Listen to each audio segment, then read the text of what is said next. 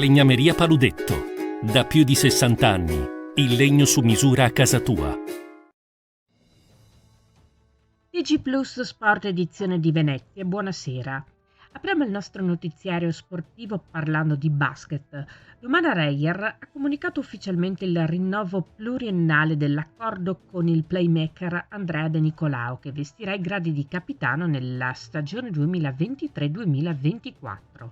De Nick, questo è il suo soprannome, è arrivato a Lumana Reyer nell'estate 2017 e si appresta dunque a vestire i colori oro-granata per la 7ª stagione consecutiva.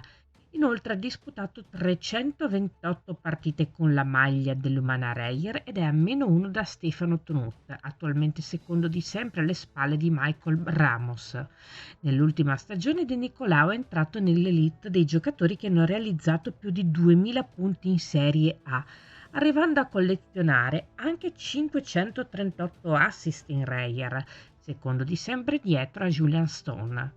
In oro granata ha contribuito a vincere uno scudetto, una Coppa Italia e una FIBA Europe Cup.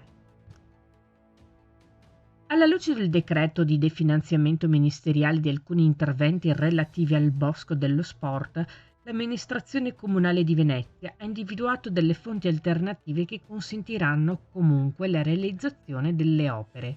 Per quanto concerne lo stadio, sottolinea l'assessore al bilancio Michele Zuin, l'estensione dell'indebitamento potrà avvenire solo ad acquisizione di risorse alternative dallo Stato, a copertura delle esigenze relative alle altre opere, verde, urbanizzazioni e viabilità principale, tali da consentire all'interno del complesso degli interventi relativi al bosco dello sport di ricorrere all'indebitamento per la sola realizzazione dello stadio. Tutto questo, sottolinea Zuin, perché ribadiamo la necessità per la città della sua realizzazione, che attendiamo da 40 anni. E saranno 29, tra cui un docente, rappresentanti agonistici del CUS Venezia ai campionati nazionali universitari, in calendario a Camerino nelle Marche dal 17 al 25 giugno. 7 le discipline in cui saranno impegnati i colori bianco-granata: judo, scherma, pallavolo, tennis tavolo, scacchi, atletica leggera, karate.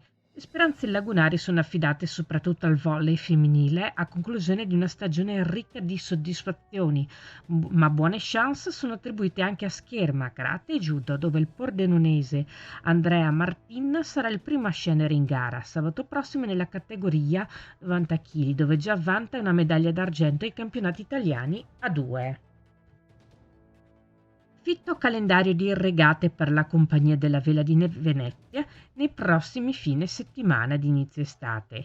Si inizia questo weekend con il Marblehead Trophy, la prestigiosa regata internazionale della classe Dragoni, per la prima volta a Venezia, grazie alla vittoria lo scorso anno del socio della Compagnia della Vela Klaus Diederich.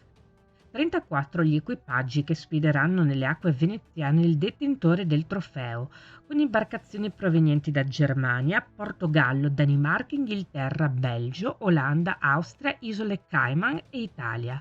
La regata si svolgerà nel tratto di mare davanti il Lido di Venezia e vedrà sfidarsi i campioni mondiali europei, ma pure velisti che hanno partecipato all'America's Cup. E questa era la nostra ultima notizia. Grazie per averci seguito. Arrivederci.